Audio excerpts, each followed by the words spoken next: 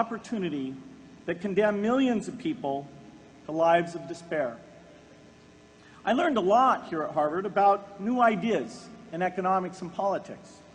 I got great exposure to the advances being made in the sciences. But humanity's greatest advances are not in its discoveries, but in how those discoveries are applied to reduce inequity.